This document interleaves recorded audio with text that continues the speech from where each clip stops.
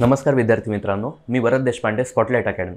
नुकतंच काही दिवसांपूर्वी आपण सिलेबस चालिसा हे पुस्तक स्पॉटलाइट अकॅडमीतर्फे प्रकाशित केलेले, की ज्याच्यामध्ये प्रथमतःच राज्यसेवा पूर्वपरीक्षा तसेच संयुक्त पूर्वपरीक्षा या दोन्हीही पूर्वपरीक्षेचा सिलेबस हा पूर्णतः डिकोड करून दिलेला आहे. म्हणजेच जो आयोगाचा एक पानावरचा सिलेबस असतो, राज्यसेवा असेल किंवा संयुक्त पूर्वपरीक्षा, हा जो आपल्याला आयोगाच्या साईटवर सिलेबस दिसतो, याचं पूर्णतः 100-125 पानांचं सिलेबस डिकोडिंग आपण राज्यसेवेचं सेम तसंच अर्धा भाग नंतर जो चालू होतो तो संयुक्ताचा, हा जो अर्धा भाग पुस्तकाचा चालू होतो तो संयुक्ताचा पण सेम 100-125 पानांमध्ये असं एकूण 232 पानांचं आपण सिलेबस डिकोडिंग दोन्ही पूर्वपरीक्षेचं केलेलं आहे, ज्याचा की तुम्हाला नक्कीच 100% फायदा राज्यसेवेचा सिलेबस डिकोडिंगचा राज्यसेवेमध्ये तसेच संयुक्त सिलेबस डिकोडिंगचा फायदा संयुक्त पूर्वपरीक्षेत होईल, ज्या माध्यमातून तुम्हाला पहिल्यांदाच आयोगाचा जो एक संक्षिप्त स्वरूपात जो दिलेला अभ्यासक्रम आहे त्याचा पूर्णतः त्याचा केवढा मोठा आवाका येतो, आवाकाच्या बाहेर कधी कोणते प्रश्न गेले का त्याचा संदर्भ, तसेच या सिलेबसमध्ये जेवढेही विषयांचे म्हणजे जी एसमधील विषयांचे जेवढे प्रकरण आहे प्रत्येक प्रकरणाचं ॲनालिसिस पाहायला मिळेल, प्रत्येक प्रकरणाचे घटक उपघटक तसेच कोणत्या उपघटकांवर आतापर्यंत कितीदा प्रश्न येऊन गेलेले आहेत, कसे प्रश्न येऊन गेलेले आहेत,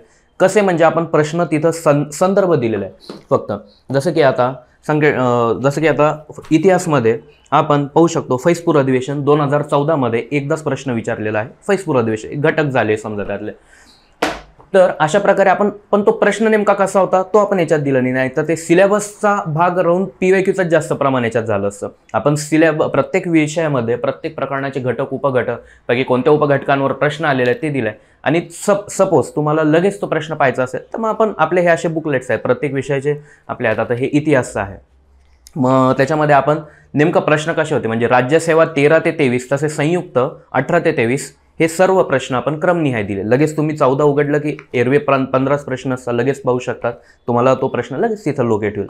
अशा पद्धतीने syllabus, PYQ, analysis, micro analysis या सर्वांचं एक सुवर्ण संगम साधून आपण हे सिलेबस चालिसा पुस्तक तयार केलेले आहे, ज्याला अगदी कमी वेळात खूप चांगला प्रतिसाद आपण सर्वांनी मिळून दिलेला आहे. ॲमेझॉनवर देखील कमी वेळात हे नंबर 1 बेस्ट सेलर नंबर 1 वर पुस्तक पोहोचलेलं आहे.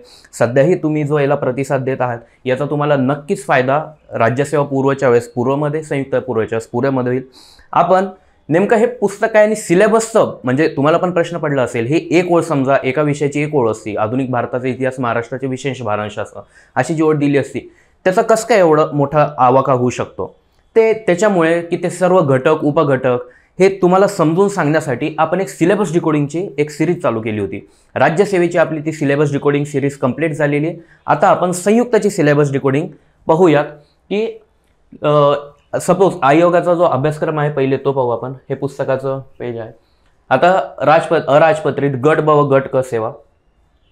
आता संयुक्तचा अभ्यासक्रम जो दिलेला आहे, आता इतिहास दिलाय, आधुनिक भारताचा विशेषतः महाराष्ट्राचा इतिहास. म्हणजे ही ओळ जी आहे ही आपल्याला राज्यसेवामध्ये पण तशीच दिसते, फक्त राज्यसेवामध्ये महाराष्ट्राच्या भारांशासह त्याच्यात अशी वर्डिंग केली आणि इथं महाराष्ट्राचा इतिहास. कुठंच राज्यसेवेमध्ये कुठं आपल्याला हे दिलं नाही की प्राचीन इतिहास, मध्ययुगीन इतिहास, ते दिलेलं का आपल्याला नाही. पण आपल्याला कसं काय लक्षात येतं की राज्यसेवेमध्ये प्राचीन मध्ययुगीन पण आहे की ते PYQ पण राज्यसेवेचे. तसंच याच्यामध्ये पण सेम ओळ आहे, पण याच्यामध्ये प्राचीन मध्ययुगीन नाही विचारत, संयुक्ताला त्याची गरज नाही आहे. हे तुम्हाला पण माहिती आहे, मला पण माहिती आहे. पण हे कशावरून आपल्याला लक्षात येतं नाहीत, कारण आतापर्यंत प्रश्नच विचारण्यात आलेले. मग अशाच प्रकारे अभ्यासक्रमाची PYQशी जोड देऊन आपण पूर्णतः हा पुढचा सिलेबस डिकोड केलेला आहे. आता भारताचा विशेषतः महाराष्ट्राचा इतिहास आपण थोडं रिडेबल होईल असं मी झूम इन करतो. हा दिलेला आहे आयोगाचा अभ्यासक्रम, आधुनिक भारताचा विशेषतः महाराष्ट्राचा इतिहास. आता प्रत्येक विषयांचा आपण फ्रेमिंग जी ठेवलेली आहे ही या पद्धतीने ठेवली की एखादा नवीन विद्यार्थी जरी असेल ज्यांनी सुरुवात केलेली आहे जस्ट स्पर्धा परीक्षेसाठी, त्यालाही हे एकदम सोपं जाईल. आणि जे वर्षांपासून 7-8 वर्षापासून 4-5 वर्षांपासून याचा अभ्यास तयार करतायत त्यांना प्रत्यक्षात सिलेबसची ओळख पहिल्यांदाच या माध्यमातून होईल. आतापर्यंत तुमचा जर का काही मार्कांनी पूर्वपरीक्षेचा जेव्हा रिझल्ट गेलेला असेल आपल्याला अत्यंत दुःख होतं. नेमका तो कशामुळे गेलेला आहे, काय आपल्या ॲनालिसिस, सर्वात महत्त्वाची गोष्ट म्हणजे ॲनालिसिस असते. PYQ सर्वांकडे आज पोहोचलेले, असं कोणीच विद्यार्थ्यांनी जो बिना PYQचा अभ्यास करतोय, ठीक आहे. प्रत्येक तुम्हाला टेबल लायब्ररीमध्ये दिसेल. अभ्यासक्रम जो मी हा जो दाखवला हा पण तुम्हाला लायब्ररीच्या डेस्कमध्ये सर्व विद्यार्थ्यांकडे दिसेल. आता या वर्षी आपण पहिल्यांदा सिलेबसची अवेअरनेस केलेली आहे. याला हे पुस्तक म्हणजे एक प्रकारे हे सिलेबसची अवेअरनेस, जसं PYQ बाबतीत एक अवेअरनेस जनरल क्रिएट झालेली तशी पहिल्यांदाच या पुस्तकाच्या माध्यमातून होतीये. याच्यामध्ये आपण पूर्ण सिलेबसचं जी एक ओळ दिलेली आहे प्रत्येक विषयामध्ये, त्याचं पूर्ण एवढ्या याच्यात आवाकामध्ये त्याचं विश्लेषण दिलेलं आहे. आता प्रत्येकाची जी फ्रेमिंग आहे आपली ही अशीच आहे, जो दिलेला आहे सिलेबस आधुनिक भारतात विशेषतः महाराष्ट्राचा इतिहास. आता याच्यात या विषयात दिलेल्या अभ्यासक्रमातील सर्व मुद्दे, त्या समाविष्ट होणार प्रकरण, घटक, उपघटक, ज्या घटकावर आयोगाने प्रश्न विचारले ते घटक, या सर्वांची मुद्देसूद मांडणी पुढे दिलेली आहे. यावरून प्रस्तुत परीक्षेत या विषयासंदर्भात आयोगाने नेमके कोणत्या प्रकरणावर, घटकांवर कमी जास्त भर दिलेले हे आपल्याला अचूक रीतीने पूर्णपणे ॲनालिसिस होईल व यानुसार विषयांचा अभ्यास केला तर इथून पुढे आपला 100% परीक्षा अभ्यास होण्यात मदत होईल. आणि जर का या ॲनालिसिस नुसार जर का तुमचा प्रोडक्टिव्ह जर का अभ्यास होत असेल, परीक्षाभिमुख अभ्यास होत असेल, तर मी 100ने 101% खात्री देतो की प्रिलियम तुमची 1 मार्कांनी सुद्धा जाऊ शकणार आणि तुम्ही कितीतरी लीड्सनी पुढे असू शकता. कारण काय की हे आपल्याला जसं तुम्ही थोड्या वेळात आपण जसं आता हे डिकोडिंग पाहू, तुम्हाला लगेच लक्षात येईल काय गोष्टी आपलं करणं राहून गेलं होतं, काय करायच्या बाकी होत्या, कोणत्या महत्त्वाच्या गोष्टी होत्या ज्याच्यावर आपण अति जास्त खूप याच्यावर सातत्याने आयोग प्रश्न विचारतून अति जास्त वेळ दिलेला होता. काही वेळ त्या गोष्टींवरचा टाळायचा आणि काही वेळ जो आहे आपल्याला अति जास्त प्रोडक्टिव्ह आहे या परीक्षेसाठी तिथं द्यायचा आहे. हे आपल्याला पुढे आता डिकोडिंगच्या माध्यमातून लक्षात असेल. आता प्रस्तुत विषयातील प्रश्नसंख्या, संयुक्त पूर्व परीक्षेत इतिहास विषयात 22 पर्यंत सरासरी 15 प्रश्न विचारले जात होते आपल्याला माहिती आहे. 23 मध्ये आयोगाने या विषयाची प्रश्नसंख्या 5 ने करून ती 10 वर आणून ठेवली. ठीक आहे, येथूनही पुढे इतिहासावर प्रस्तुत परीक्षेतील प्रश्नांची संख्या 10 एवढीच असणे अपेक्षित आहे. वरील प्रश्नांचे वर्गीकरण आधुनिक भारताचा इतिहास, महाराष्ट्राचा इतिहास व आउट ऑफ सिलेबस असे 3 भागात केलेले आहेत. आउट ऑफ सिलेबस म्हणजे असे प्रश्न जे सहसा आपण वाचत असलेल्या पुस्तकाच्या तसेच साधारण अभ्यासाच्या आपल्या बाहेरील असतात, ज्याचे उत्तर हे शक्यतो कोणाही विद्यार्थ्याला येत नसते. सदरील प्रश्न या विषयाच्या शेवटी ते डायरेक्ट प्रश्नच दिलेले आहेत आपण. ठीक आहे, कारण क्वचित असतात. जसं की इतिहासमध्ये 3 प्रश्न हे आउट ऑफ सिलेबस, ज्याला की हे सर्वसाधारण तुम्ही आउट ऑफ बॉक्स हा प्रश्न ऐकला असेल. ठीक आहे, तर तसे 3 प्रश्न हे आउट ऑफ सिलेबस जे ते ॲज इट इज आपण प्रश्न देत असतो. बाकीचे हे जेवढे पण काही दिसतंय इथं असं थोडा संदर्भ देत असतो. आता आपली अशी कदाचित तुमची धारणा असू शकते की संयुक्त पूर्व परीक्षा म्हटलं की आधुनिक भारताचा इतिहास याचा भाग जरा किंवा याला थोडं कमी महत्त्व द्यायचं आणि महाराष्ट्राच्या इतिहासाला अत्यंत जास्त महत्त्व द्यायचं, किंवा महाराष्ट्राच्या इतिहासाचाच अभ्यास करायचा, भारताचा इतिहास थोडा आपण बाजूला ठेवायचा, अशी तुमची धारणा असते. ती कशी चुकीची ठरते पहा. 18ला भारतावर 8 प्रश्न विचारले, महाराष्ट्रावर 6 आउट ऑफ 1. ठीक आहे, आउट ऑफचं जाऊ देऊ. भारतावर 8 विचारले, महाराष्ट्रावर 6. आता पहा, पूर्व परीक्षा संयुक्तची ही तरी सुद्धा भारतावर 8 प्रश्न, महाराष्ट्रावर 6. 19 मध्ये भारतावर 5 आहे, महाराष्ट्रावर 9 झाले. ठीक आहे, इथं महाराष्ट्रावर जास्त दिसतं. 20 मध्ये पहा 7-7, 21 मध्ये 7-7, 22 मध्ये भारतावर 10 प्रश्न आहेत आणि 5 प्रश्न महाराष्ट्रावर. हेच मी जे पुढे सांगणार ते हेच आहे की कशावर नेमका भर द्यायला पाहिजे. अभ्यास तुम्ही 8 घंटे करताय तर 8च राहू द्या, पण नेमका तो कोणत्या ठिकाणी युटिलाइज व्हायला पाहिजे हे तुम्हाला या पुस्तकाच्या माध्यमातून प्रत्येक विषया संदर्भात लक्षात येईल. ठीक आहे, तसं तुम्ही राज्यसेवेची जर का सिरीज पाहिली असेल सिलेबस डिकोडिंगची, तर तुम्हाला नक्कीच लक्षात आलं असेल मी आता काय म्हणतोय. ठीक आहे, ज्यांनी आता संयुक्तचा अभ्यास करता राज्यसेवेची सिरीज पाहिली नाही काहीच हरकत नाही, ही आपण पुन्हा आता संयुक्तसाठी स्पेशल तयार करतोय. 23 मध्ये जे 10 प्रश्न आले होते, भारतावर 5 आहे, महाराष्ट्रावर 5 आहे. म्हणजे तुम्हालाच ही गोष्ट लक्षात घ्यायची इथून पुढे की जेवढं आपण महाराष्ट्राला महत्त्व देतो तेवढंच महत्त्व आपल्याला भारताच्या इतिहासाला द्यायचं, किंवा मी म्हणतो त्याच्यापेक्षा थोडंसं जास्त जरी दिलं तरी काही हरकत नाही. कारण महाराष्ट्राचा इतिहास हा आधुनिक भारताच्या इतिहासाचाच एक अविभाज्य घटक आहे, अविभाज्य भाग आहे, म्हणून त्या दोन्हीला तेवढंच महत्त्व द्या. ठीक आहे, त्याच्यात अजिबात संयुक्त पूर्व परीक्षा आहे म्हणून फक्त समाज सुधारक विचारता असं काही नाही. तुम्हाला भारताच्या इतिहासाचा पण तेवढाच अभ्यास करणं आहे.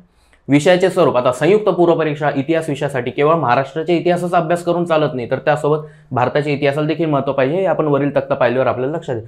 यानुसार ज्या प्रकरणाला जेवढे महत्त्व दिले तेवढा सखोल त्या प्रकरणाचा अभ्यास करणे गरजेचे आहे. येथील पुढे दिलेले प्रकरण त्यावरील PYQचे मुद्दे पाहून आपणास अंदाज येईलच.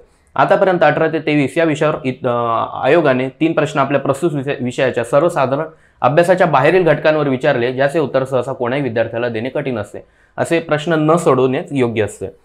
आता आपण इथून प्रकरण देतोय, नेमका कोणकोणते आता इतिहासमध्ये प्रकरण येतात बघा. हे जे तुम्हाला जे आतापर्यंत मी वाचून दाखवलेले, आता इथून पुढे जे सिलेबस डिकोडिंग असेल त्याच्यात आपण हे टाळू, डायरेक्ट तक्त्यावर येत जाऊ. ठीक आहे, कारण हे प्रत्येक विषयात तुम्हाला असंच मिळेल पाहायला या पुस्तकात. त्याचं कारण मी तुम्हाला सांगितलं की प्रत्येक विषयाची सुरुवात, अभ्यासाची सुरुवात करण्याच्या पहिले आपल्याला एक क्युरियोसिटी असते की नेमकं त्या विषयाचं महत्त्व काय या परीक्षेसाठी, किंवा क्युरियोसिटी असते ती जाणून घेण्याची, नेमकं कसं आपण याचा अभ्यास करायला पाहिजे. म्हणून हे आपण अगदी फ्रेशर असेल त्याच्यासाठी पण, किंवा जे खूप वर्षापासून करतात त्यांच्यासाठी हे असंच दिले. आता आपण पुढच्या वेळेस डायरेक्ट तक्त्यावर येऊन जाऊ आणि त्याच्यानंतर प्रकरणांपासून.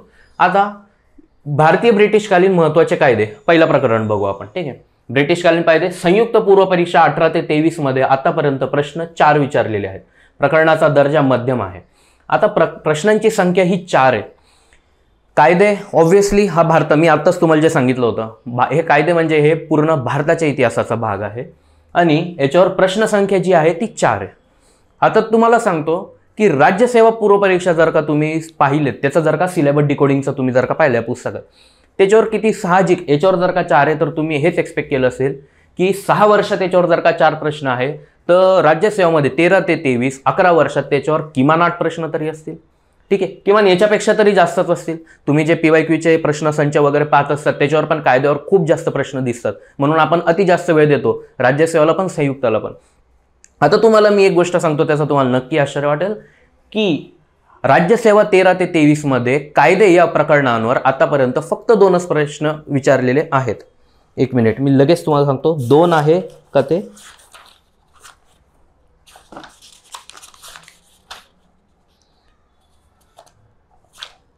सॉरी, एकच प्रश्न विचारलाय. मला तरी वाटलं कदाचित एखादा जास्त असू शकतो का, अजून मलाच पण पुन्हा हे लक्षात आलं हे पाहिल्यानंतर. अजून तुम्हाला आश्चर्य वाटेल, एकच प्रश्न विचारलाय, तोही एवढा सोपा होता की 1947चा कायदा, त्या कायद्याचं नाव काय होतं. आता तुम्ही 1909, 19, 35 अत्यंत महत्त्वाचे कायदे, याचे किती डीपमध्ये अभ्यास केला असेल, प्रश्न फक्त एकच आलेला आहे भाग कायदे हा भारताच्या इतिहासाचा, पण महाराष्ट्राचा इतिहास त्याच्यावर 4 प्रश्न विचारले. याच्यात विचारलेत का? अजिबात नाही राज्यसेवामध्ये. मग हे या गोष्टी तुम्हाला लक्षात घेणे, नेमकं कोणता घटक हा कुठं किती जास्त वेळ देण्याला गरजेचं आहे. आताही तुम्हाला पुन्हा अजून एक गोष्ट सांगतो, एक मिनिट, आपण पहिले एक्झाम वाचून घेऊ. खाली दिलेल्या सर्व कायद्यांमधील प्रमुख तरतुदी आपणास माहीत असायलाच पाहिजे. ठीक आहे, याचे कारण म्हणजे हे कायदे इतिहास व राज्यशास्त्र दोन्ही विषयात तसेच राज्यसेवा संयुक्त दोन्ही परीक्षेत विचारले जात असतात. यामुळे या एकाच प्रकरणाचा फायदा आपणास लोकसंख्याशास्त्र या प्रकरणाप्रमाणे दोन्ही परीक्षेत होत असल्याने हे सर्व कायदे आपण दोन्ही परीक्षेच्या अनुषंगाने माहीत असायलाच हवे. आता याचं वर्गीकरण कसं केलंय आपण, अत्यंत महत्त्वाचे, ज्यात 1909, 19 आणि 35चा दिलाय, पुढे महत्त्वाचे मध्ये मग बाकीचे दिलेत. आता 1919चा कायदा, त्याच्यावर आत्तापर्यंत प्रश्न विचारलाय का? नाही विचारलाय. 1935 वर 1 विचारलाय, 19 वर 2 विचारलेत. 1909चा कायदा, याच्यावर आतापर्यंत प्रश्न विचारलेले. मग आपण असं म्हणतोय का की हा नका करू, हा अति जास्त उलट संभव आहे. याच्यावर जर का आला 1935 तर तो अजून डीपमध्ये येणार आहे. हे कशामुळे, जेव्हा तुम्ही PYQ अनालिसिस वाचून जेव्हा पाहताल ना तेव्हा लक्षात येतो. दुसरा प्रश्न थोडा डीप चालला जात असतो जर का त्याच घटकावर विचारायचं असेल तर. 1909 वरनी विचारलाय तर तुम्हाला हा अति जास्त इथं संभाव्य घटक दिसेल. बघा, एक मिनिट, आपण काय करू, हे प्रश्नच पाहू पहिले नेमकं. आता जसं मी तुम्हाला सांगितलं, आपलं एक लगेच बुकलेट आहे सर्वच विषयांचं. याच्यामध्ये आता हे इतिहास आहे, हे अर्थशास्त्र आहे, राज्य व्यवस्था आहे, भूगोल आहे, विज्ञान आहे, हे सर्व आहे. आणि हे एवढे माफक दरात तुमच्यासाठी ठेवले की तुम्ही पाहत असतात, 1 महिन्याचं जरी मासिक तुम्ही बघितलं तरी त्याची किंमत हे 60-70 रुपये असते. याचा आपण राज्यसेवा 13 ते 23 प्रश्न पूर्णक्रमनिहाय दिलेत, पुन्हा संयुक्त 18 ते 23 दिलेले आहेत आणि याची किंमत फक्त 50 रुपये ठेवली, म्हणजे 250 रुपयात हे 5 पुस्तक दिलेले. आता तुमच्या ठिकाणून जवळच्या दुकानातून तुम्ही घेऊ शकता, कदाचित तुम्हाला 2 म्हणजे डिस्काउंट वगैरे तर देत असतो, तुम्हाला 200ला मिळेल, काही ठिकाणी अजून कमी मिळेल. पण ज्यांना काही ऑनलाईन पाहिजे असतील तर त्यांनी स्पॉटलाइट अकॅडमीला पण कॉन्टॅक्ट करा, तुम्हाला पण हे पुस्तकं कमी 200 रुपयांमध्ये घरपोच, 220 रुपयामध्ये घरपोच देण्याची अकॅडमी व्यवस्था करेल. ठीक आहे, आता हे प्रश्न, या पुस्तकाचा फायदा कसा होतो, एक तर तुम्ही जर का प्रत्येक सिलेक्टेड कॅन्डिडेट जर का पाहिलं असेल तर ते तुम्हाला हे सांगता की आयोगाचे प्रिव्हियस इयर क्वेश्चन पहा. PYQ म्हणजे फक्त एखादं PYQचं मोठं पुस्तक हे नसून, आयोगाने जे आतापर्यंत प्रश्न विचारले, ज्या परीक्षेच्या संयुक्तची तयारी करतात, संयुक्तचे आतापर्यंतचे म्हणजे 18 ते 23 जेव्हापासून चेंज झालेलं आहे पॅटर्न, तेव्हापासून जर का तुम्ही क्रमनिहाय जर का सर्व प्रश्न पाहिले तर तुम्हाला त्या परीक्षेची डिमांड, त्याची रिक्वायरमेंट, त्यांची अपेक्षा या सर्व तुम्हाला अतिशय सहजतेने लक्षात येतात आणि त्यानुसार तुमचा बरोबर प्रोडक्टिव्ह अभ्यास व्हायला मदत होते. म्हणून आयोगाचे प्रिंटआउट्स पेपर काढणं हे प्रत्येक कॅन्डिडेट सांगतो, पण तुम्हाला पुन्हा सांगतो त्याची आपल्याकडे फार मोठी उणीव होती, कारण एवढे प्रश्न संच, ते एवढं मोठं बुकलेट तयार होतं राज्यसेवाचं, संयुक्तचं, त्यात पुन्हा एखादा विषय शोधायचा. आता 18 मध्ये क्वेश्चनमध्ये जर का हे 15 ते 30 मध्ये इतिहासाचे प्रश्न असतील तर 19 मध्ये साहजिक त्याची नंबरिंग वेगळी असू शकते, 50 ते 65 किंवा काय. तर ते शोधणं, पुन्हा त्यात घटक उपघटक कोणत्या याच्यावर कधी कधी आलेलं हे सर्व, त्याच्यापेक्षा आपण सरळ सोपं याच्यातच एक तक्ता दिलेला असतो असं, त्या तक्त्यामध्ये सुरुवातीलाच हे असं एक तक्ताच दिलेला आहे आपण याच्यात, ठीक आहे. त्या तक्त्यामध्ये लगेच सगळे घटक दिसतात. हे राज्यसेवेचं आहे. प्राचीन इतिहासावर किती विचारले? 13 मध्ये 2 प्रश्न विचारले होते, 14 मध्ये 3 प्रश्न, 15 मध्ये 1, 16 मध्ये 5 प्रश्न, हे असे सगळे तुम्हाला दिसतील. भूसुधारणांवर 1 प्रश्न, व्यक्तिविशेषवर 5 प्रश्न, हे असं तुम्हाला सगळं दिसेल. आणि ते तिथं वर्ष आणि प्रश्न क्रमांक पण दिले, लगेच तुम्ही पाहू शकता मिळेल. आता जसं की 1919चा कायदा 2000 संयुक्त पूर्व 2019 मध्ये प्रश्न विचारलाय, आपण लगेच पाहू, सिक्वेन्सनीच पाहू. हां, पहिले 19चा प्रश्न, ह्याच्यामध्ये संयुक्त पूर्व परीक्षा, अर्ध्यानंतर संयुक्त पूर्व परीक्षा. 19 मध्ये येऊन जाऊन काय 10-15 प्रश्नच असतात, लगेच सापडतात. त्यातही आपण असं खाली घटक आणि उपघटक दिले. जसं पहिला प्रश्न महाराष्ट्राचा इतिहास, घटक आहे उपघटक समाज सुधारक, शाहू महाराजांवर प्रश्न आलेला होता. तसं 19चा प्रश्न पाहायचं तर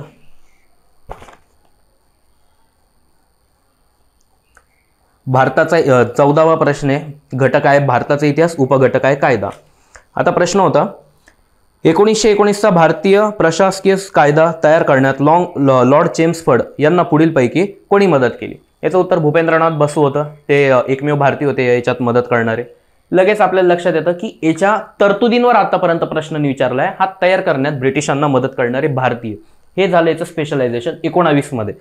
अजून तरतूद विचारली नाही. पुढे प्रश्न आला 2022 मध्ये, पुन्हा कायदे या प्रकरणावरच. काय प्रश्न होता लगेच पाहू. 2022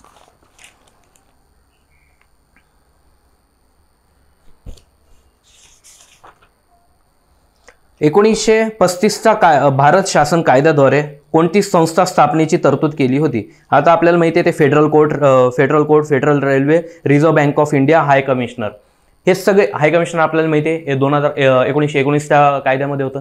लगेच आपल्याला याच्यात लोकेट होऊन जातं. प्रश्न आता 1935 त्याच्यावर तरतुदीवर विचारला होता, जो की 19 मध्ये हा तयार करण्या कायद्या संदर्भात प्रश्न विचारला होता. पुन्हा 23ला जो प्रश्न आला 1919च्या कायद्यावर पुन्हा आला, तर तो पुन्हा आपल्याला अजून वेगळा पाहायला मिळेल. 1919 मध्ये ब्रिटिश सरकारने घटनात्मक सुधारणा दिल्या, कारण मग त्याच्यानंतर हे ब क मध्ये त्याचे कारण दिलेले होते की क्रांतिकारकांच्या चळवळीच्या मधून भारतीयांमध्ये असंतोष वाढला होता, काँग्रेस, मुस्लिम, हा लॉजिकल आहे. आता बघा दुसरा प्रश्न जो विचारला तो पुन्हा सोपा जसा विचारला होता तसा का, याच्यात अजून डीप मध्ये थोडा प्रश्न विचारला. दुसऱ्यांदा प्रश्न येतो म्हणून मी म्हटलं आता 35 मध्ये पण प्रश्न येईल, अजून डीप मध्ये. 1909 वर आतापर्यंत प्रश्न विचारण्यात आले नाही. तुम्ही ज्या तरतूद वगैरे वाचलेल्या आहेत, मुस्लिमांना स्वतंत्र मतदारसंघ वगैरे सर्व तुम्ही पाठ राहू द्या. पुढचा प्रश्न येईल तो अशा प्रकारे याच्यावर येईल, ठीक आहे. याच्यावर तरी एवढे 3 प्रश्न 6 वर्षात विचारले. राज्यसेवा पूर्वमध्ये एकच प्रश्न विचारला आणि तो तर याही पेक्षा सोपा होता. आता आपल्याला वाटतं की राज्यसेवामध्ये अति जास्त अवघड प्रश्न विचारतात, नाही, एक वेळ अवघड हे तुम्हाला हे वाटले असतील, पण 1947च्या कायद्यावर एवढा सोपा प्रश्न विचारला होता की ते कोणालाही कायद्याचंच नाव विचारलं होतं, तरतूद वगैरे. तर दुसरी गोष्ट 73चा नियामक कायदा हा 2018 मध्ये प्रश्न विचारला होता. हाही अतिशय सोपा होता, की सुप्रीम कोर्टची स्थापना कोणत्या कायद्याने केली होती? 1773चा कायदा. एवढा सोपा प्रश्न होता तो पण, ठीक आहे. आता दुसरा प्रकरण आलं भूसुधारणा. यांवर आतापर्यंत एकच प्रश्न विचारला. तुम्हाला पण वाटलं असेल भूसुधारणांवर आतापर्यंत खूप प्रश्न विचारले, ते कदाचित 18च्या पहिले संयुक्तच असेल तर ते 18च्या पहिले असणार. 18 ते 23 मध्ये भूसुधारणावर आतापर्यंत फक्त एकच प्रश्न विचारलेला आहे. आता एक्झाम व्ह्यू कसा यायचा, संयुक्तचा अभ्यास करत असताना भूसुधारणामध्ये केवळ रयतवारी पद्धतीचाच अभ्यास करून चालणार नाही. का? कारण रयतवारी ही महाराष्ट्रासाठी पद्धत चालू होती, तर आपण हेच एक्सपेक्ट करेल की आला प्रश्न तर याच्यावरच येईल, पण तसं झालंय का? नाही. कायमधारा पद्धत ही महाराष्ट्रासाठी नसून देखील त्यावर 19 मध्ये प्रश्न विचारण्यात आला होता. हे आपणास खाली दिलेल्या घटकात दिसत असेल, ठीक आहे. हे इथं दिसतंय 19. रयतवारी महाराष्ट्रातील पद्धत असूनही 2018 पासून आतापर्यंत संयुक्त पूर्वमध्ये प्रश्न विचारण्यात आला नसला तरी 18 पूर्वी यावर STISO मध्ये 3-4 प्रश्न विचारून झाले, म्हणून खाली दिलेल्या सर्व बाबींचा अभ्यास करणे क्रमप्राप्त आहे. मग आता कायमधारा पद्धत, त्याची सुरुवात, प्रायोगिक स्वरूपात, ठिकाण, प्रांत, महसूल, वाटणी, भारताचा तत्कालीन, महाराष्ट्राचा गव्हर्नर, या सर्व गोष्टी तुम्हाला माहीत असणं गरजेचं आहे. पुन्हा रयतवारी पद्धत, त्यामध्ये पण सुद्धा ते. आता तुम्हाला वाटत असेल एवढी स्पेसिंग आहे, इथं लिहायला काय हरकत आहे, याच्यात उत्तर दिली असते. तर हे पुस्तक आहे ना, हे पुस्तक एक वेळ ह्याला पुस्तक म्हणावं का नाही हा पण प्रश्न आहे. का? कारण याच्यामध्ये हे मुद्दामून हे तुम्हाला टास्क दिलेले आहेत किंवा तुम्हाला या गोष्टी माहीत असेल, या सर्व गोष्टी माहीत असेल, इथं लगेच तुम्ही टिक करू शकता. रयतवारी पद्धत एवढ्या सगळ्या गोष्टी तुम्हाला माहिती आहे, इथं टिक करा. जेव्हा अशा पद्धतीने तुमचं पूर्ण पुस्तकात हे असं इथं टिक वगैरे करून होत असेल, तेव्हा लक्षात येईल की माझा अभ्यास या विषयासाठी आयोगाला जेवढा पाहिजे तेवढा माझा पूर्ण अभ्यास झालेला आहे. ह्याच्यात जर का उत्तरे दिलेली असेल ऑलरेडी, या सर्व गोष्टी कोणतंही पुस्तक पहा तुम्ही, सर्व ठिकाणी दिले. आता सुरुवात 1820 पहिला प्रयोग 12 महल प्रांतात चालू होता. ठिकाण प्रांत मुंबई, आसाम, मद्रास प्रांत. प्रमाण एकूण शेतजमिनीच्या 51%. हे तुम्हाला कोणत्याही पुस्तकात सापडेल. तसं आता अजून एक संदर्भ देतो विषय निघाला म्हणून की आधुनिक महाराष्ट्राचा इतिहास, हे माझं स्वतःचंच पुस्तक आहे. याच्यामध्ये 2023 मध्ये जी परीक्षा झालेली होती संयुक्त पूर्वची, 22 मध्ये सॉरी, त्याच्यामध्ये एकूण 14 प्रश्न या पुस्तकातून ॲज इट इज आलेले होते. याची PDF पण मी आपल्या टेलिग्राम चॅनलवर टाकलेली आहे. ज्यांना ती PDF पाहिजे ते मेसेजसुद्धा करू शकतात. 5 नोव्हेंबर 22ला जी परीक्षा झाली होती त्याच्यामध्ये एकूण 14 प्रश्न आले होते. 30 एप्रिल 23ला जी परीक्षा झाली त्यात 8 प्रश्न आले होते. 22 मध्ये 8 ऑक्टोबरला झाली त्यात 10 प्रश्नांचा संदर्भ. 26 फेब्रुवारी 22ला झाली त्यातही 10 प्रश्न. कंटिन्यू या पुस्तकातून संयुक्तमध्ये, हे खास संयुक्तसाठी तयार केलेलं आहे पुस्तक, ठीक आहे. जसं ते समाधान महाजन सरांचं भारताच्या इतिहासासाठी स्पेशल होतं राज्यसेवा वगैरे, तर संयुक्तसाठी खास हे आपण पुस्तक तयार केलेलं होतं. ज्यांना पण हे पुस्तक पाहिजे ते कॉन्टॅक्ट करू शकता स्पॉटलाइट अकॅडमीशी तुम्हाला, किंवा तुमच्या ठिकाणी देखील सगळीकडे हे पुस्तक तुम्हाला मिळू शकतं. नाही समजा कुठं काही अडचण आली तर माझा 9021515686 मला देखील कॉल करू शकता. आता समजा ही पद्धत आहे भूसुधारणा पद्धत, ह्याच्यामध्ये मी जी काही तुम्हाला माहिती सांगितली ही सर्व ॲज इट इज सर्व. आता रयतवारी पद्धत, वर्ष 1820, ठिकाण मुंबई, मद्रास, आसाम. प्रमाण एकूण शेतजमिनीच्या 51%, महसूल वाटणी, शासन रयत. संकल्पना थॉमस मनरो, कॅप्टन रीड यांची संकल्पना. भारताचा गव्हर्नर जनरल पण आपल्याला माहीत असणं गरजेचं आहे. महाराष्ट्राचा तर ठीक आहे, जी पद्धत असेल महाराष्ट्राचा आपण पाहू, एल्फिन्स्टन आहे. भारताचा गव्हर्नर जनरल पण लॉर्ड एल्फिन्स्टन होता. आता याच्यामध्ये आपण कसं दिलंय की याची एक तर पार्श्वभूमी म्हणजे याच्या पहिले जी पद्धत होती कायमधारा पद्धत होती. कायमधारा पद्धतीत काय फायदे तोटे होते, कायमधारा व्यतिरिक्त दुसरी पद्धत का बरं लागू करावी लागली होती, काय याच्यात संबंध कोणता होता. जसं की रयतवारीमध्ये आपल्याला माहिती आहे शासन आणि रयत यांचा थेट संदर्भ होता, याच्यात होता का, मग नव्हता तर काय तोटे सहन करावे लागले सरकारला, त्याच्यामुळे मग पुन्हा रयतवारी पद्धत. हे सर्व ना म्हणजे जसं की आता याच्यात दिलं रयतवारी पद्धतमध्ये पार्श्वभूमी, त्याचं कार्यक्षेत्र, त्याचे फायदे आणि त्याचे दुष्परिणाम, हे आपल्याला कायमधाराचं पण माहीत असणं गरजेचं आहे, रयतवारीचं पण, महालवारीचं पण. या सर्व गोष्टी जर का तुमचं असं व्यवस्थित तुम्हाला हे पॉईंट पण लक्षात येत असेल, हे फॅक्च्युअल पॉईंट तर तुम्हाला माहीत असणं गरजेचंच आहे, पण त्याचसोबत या इथल्या तरतुदी वगैरे या सर्व तुम्हाला या माध्यमातून माहीत असणं गरजेचं आहे या अशा घटकांच्या. ठीक आहे. याच्यावर प्रश्न किती आलेला आपण पाहिलं, एकच. रयतवारी हा अतिशय संभाव्य घटक आहे. रयतवारीवर इथून पुढे एकदम प्रश्न येण्याची दाट शक्यता आहे. पुन्हा आता गव्हर्नर जनरल व ब्रिटिश अधिकारी तिसरं प्रकरण आहे. एकूण प्रश्नांची संख्या 5 आहे. प्रकरणाचा दर्जा कमी आहे, मध्यम आहे. एक्झाम व्ह्यू काय, भारताच्या गव्हर्नर जनरल सारख्या पदांवर संयुक्त पूर्व परीक्षेमध्ये प्रश्न विचारण्यात येत नाही असा संभ्रम ठेवून या घटकाचा अभ्यास विद्यार्थी केवळ राज्यसेवेसाठीच करत असतात. पुन्हा मी सांगितलं की कायद्यामध्ये आपण जसं पाहिलं होतं सेम तसं, परंतु संयुक्तमध्ये आतापर्यंत एकूण 5 प्रश्न या घटकांवर विचारण्यात आले असल्यामुळे संयुक्तकरिता देखील हा घटक अत्यंत महत्त्वाचा आहे, हे येथे लक्षात येतं. जसं की कायद्यासाठी मी सांगितलं की आपण लक्षात घेतो की नाही राज्यसेवेसाठी अतिशय महत्त्वाचं, संयुक्तमध्ये याला थोडं कमी वेटेज देऊ. आता तुम्हाला एक गोष्ट एवढंच याच्यात लक्षात आली की संयुक्तमध्ये उलट तुम्हाला जास्त वेटेज कायद्यासाठी देणं गरजेचं आहे. पुन्हा गव्हर्नर जनरल ब्रिटिश अधिकारी, तुम्ही हेच प्रेडिक्ट करताल की नाही हा पण भारताच्या इतिहासाचा पार्ट आहे, संयुक्तमध्ये आपण समाज सुधारकाला जास्त वेटेज देऊ ना हे गव्हर्नर जनरल वगैरे करण्यापेक्षा, कारण हा पार्ट तर भारताच्या इतिहासाचा आहे. ठीक आहे, अतिशय महत्त्वाचं कर्जन झालं, लॉर्ड हेस्टिंग झालं, किंवा सुरुवातीचे कॉर्नवॉलिस झालं, मध्यंतरी डलहौसी झालं. तुम्ही याच फक्त थोड्या महत्त्वाच्या गव्हर्नर जनरलचा प्रमुख अभ्यास करता, लिटन रिपन वगैरे. पण तुम्हाला आता ह्याच्यात पुन्हा लक्षात येईल की एकूण प्रश्न हे किती 5 आहेत आणि राज्यसेवेमध्ये याच्यामध्ये आतापर्यंत फक्त आणि फक्त 2च प्रश्न विचारले होते. तेही 2 प्रश्न 2015 एकाच वर्षात होते. तेही 2 प्रश्न, एक डलहौसीवर होता, एक लिटनवर होता. त्याच्यानंतर 2016 पासून ते 23 पर्यंत आतापर्यंत गव्हर्नर जनरलवर प्रश्न विचारण्यात आलेला आणि राज्यसेवेमध्ये पुन्हा 15च्या पहिली 13-14ला पण नव्हता. फक्त 2च प्रश्न आलेले होते. तेच जर का आपण इथं पाहिलं तर संयुक्तमध्ये उलट हे प्रश्न जास्त दिसतात. ठीक आहे, कॉर्नवॉलिसवर एक झालेला आहे, डलहौसीवर 20ला 22ला.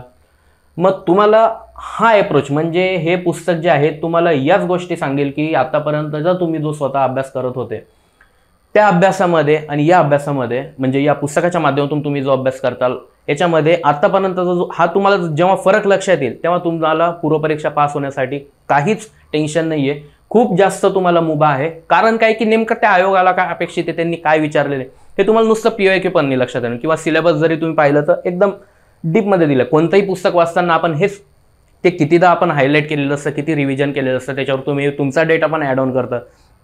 पण तुम्हाला हे फार फार तर टेस्ट सिरीजच्या वेळेस नक्की लक्षात येतं की सोपा प्रश्न विचारलेला असतो किंवा ठीक आहे मीडियम पद्धतीचा जरी असेल तरी तुमचं रिव्हिजन हे किती बाकी हे तुम्हाला टेस्ट सिरीजच्या माध्यमातून लक्षात येतं. आणि याचा अजून रिव्हिजन करणे प्रश्न मला एक्झाम देताना म्हणजे पेपर सोडवताना असताना मला तेव्हा नाही आठवलं ते उत्तर.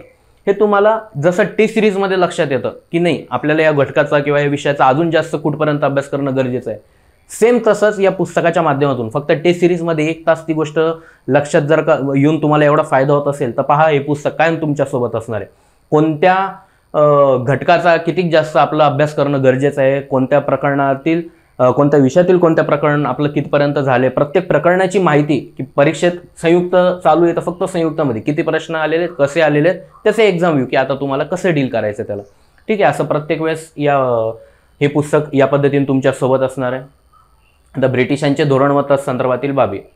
प्रकरणाचा दर्जा मध्यम आहे. एक्झाम व्ह्यू काय म्हणतो, ब्रिटिशांच्या धोरणांवर प्रश्न विचारला असता हे प्रश्न आपणास लॉजिक वापरून सोडवता येतात. याकरिता वेगळे काही वाचण्याची गरज नसते कारण सहसा असे प्रश्न संकल्पना. आता इथं तुम्हाला फॅक्च्युअल नाही. आता ब्रिटिशांचे धोरण मग ते आर्थिक असेल किंवा म्हणजे अनुद्योगीकरण असेल, शेतीचे व्यापारीकरण, ब्रिटिश वसाहतवाद, औद्योगिक आयोगाच्या स्थापना वर्ष, ब्रिटिश आर्थिक धोरणांवरील टीका वगैरे हे सर्व जे प्रश्न आहेत हे तुम्ही कोणतेही पुस्तक वाचत असाल त्याचं तुम्हाला जेव्हा ॲनालिसिस होतं की ब्रिटिशांचे जे धोरणं असतील आर्थिक असतील किंवा प्रशासकीय असतील त्याच्यामधून तुम्हाला हे असे प्रश्न सोडवता आहेत. एकूण संख्या प्रश्नांची 4 झालेली तिथं, प्रशासकीय राजकीय धोरण. ठीक आहे, 57 पूर्वीच्या नंतरचे. आता वाहतूक दळणवळण वर प्रश्न 3 विचारलेले आहेत पण प्रकरणाचा दर्जा जास्त. आता जास्त का दिलेला आहे, या घटकांवर विचारल्या जाणाऱ्या प्रश्नांचे स्वरूप संक्षिप्त व तुलनेने अवघड आहे. यामुळे या प्रकरणाकडे दुर्लक्ष करण्याऐवजी याचा संक्षिप्त घडामोडींद्वारे अभ्यास केला तर आपल्याला पुढच्या परीक्षेत याचा नक्की फायदा होईल. तसेच 2021 पासून गट ब व गट क मध्ये देखील या प्रकरणावर सातत्याने प्रश्न विचारण्यात येत आहेत. करिता या प्रकरणाचा पुस्तकाच्या बाहेर जाऊन इतर परीक्षाभिमुख नोट्समधूनही या प्रकरणाचा सखोल अभ्यास करणे गरजेचे आहे. आता 1847 साली रेल्वे सुरू करण्यासंदर्भात मागणी करणारे इंग्रज अधिकारी संयुक्त पूर्व परीक्षा 2022 मध्ये अगदी रिसेंट प्रश्न विचारलाय. तर रेल्वे मंडळाची स्थापना पहिली अध्यक्ष 2020 मध्ये, पहिली भारतीय विमान कंपनी 2021 मध्ये, 20, 21, 22 असे लगातार प्रश्न विचारलेले आहेत वाहतूक व दळणवळण संदर्भात. आणि याचं एकदम फॅक्च्युअल स्वरूप आहे. याचं मी जसं म्हटलं संकल्पना वगैरे काही नाही. म्हणून आयोगाने जे 3 प्रश्न विचारलेले आहेत त्याच्या वरचे मुद्दे त्याच्या खालचे मुद्दे हे सर्वच्या सर्व तुम्हाला माहीत असणं गरजेचं आहे. म्हणजे आयोगाने आतापर्यंत जिथपर्यंत गेले त्याच्या 2 पाऊल पुढे आपण याची सर्वांची रेंज ठेवलेली. ठीक आहे, त्याच्यामुळे याच्या पुढे जर का कधी असा प्रश्न आला तर तो तुमचा चुकणार नाही जर का तुम्हाला या सर्व गोष्टी या घटक उपघटक हे जर का तुमचे वाचून झाले असतील तर. शैक्षणिक सुधारणांमध्ये आतापर्यंत फक्त एकच प्रश्न विचारण्यात आला. शिक्षण या प्रकरणावर जरी या परीक्षेत एकच प्रश्न विचारला गेला असला तरी हे प्रकरण या परीक्षेच्या दृष्टिकोनातून तसेच राज्यसेवा अत्यंत महत्त्वपूर्ण आहे. यापुढे या प्रकरणावर प्रश्न येण्याची संभाव्यता जास्त असणार. आता याच्यावर जो एकच प्रश्न विचारला आहे तो पण कलकत्ता फिमेल ज्युनियल सोसायटीवर विचारलेला आहे. शिक्षण आयोग जो की तुम्ही पाहताल मेकॉले आयोग आहे, वूड आयोग आहे, हंटर आयोग आहे, थॉमस रायले, सँडलर, हारगोड, वूड आयोग, वूडचा अहवाल, हंटर आयोग, मेकॉले यांच्यावर हे एवढे महत्त्व असून यांच्यावर आतापर्यंत एकही प्रश्न विचारली यांच्यात तरतुदी वगैरे एकही प्रश्न नाही. म्हणजे हे पहा हे अतिशय संभाव्य घटक आहे.